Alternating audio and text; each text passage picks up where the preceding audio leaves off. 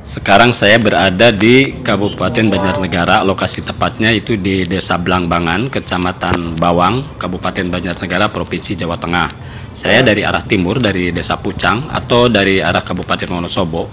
Nah, ini jalan raya Aji Barang Secang Desa Blangbangan ini nantinya belok ke kiri ke arah selatan, itu nanti akan berbatasan dengan Desa Gemuruh. Kalau sebelah baratnya Blangbangan itu berbatasan dengan Desa Bandingan.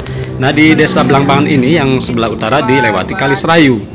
Kali Serayu di Desa Blangbangan ini itu nah itu di depan ada tempat istirahat, itu di situ Anda bisa beli makan bakso olala atau dawet Banjarnegara, mulai dari yang putih, hitam, hijau, tinggal dipilih sajalah. Atau mau duren tiban itu mantap rasanya kata orang lain, kalau saya sih cuma bisa memandangnya saja. Nah, ini sebelah kanan ini Desa Blangbangan, ada gapura dan ciri khasnya itu ada patung sapi warna putih. Nah, itu tuh gapuranya. Nah, itu mau masuk ke Desa Blangbangan. Nah, di sebelah utara Desa Blangbangan ini itu ada bendungan, namanya Bendungan Jenderal Sudirman. Itu Kali Serayu itu di Bendung.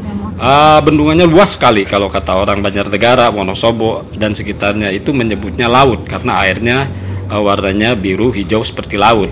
Yang enaknya lagi di sini itu udaranya adem kalau siang, apalagi kalau pagi dingin karena berkabut.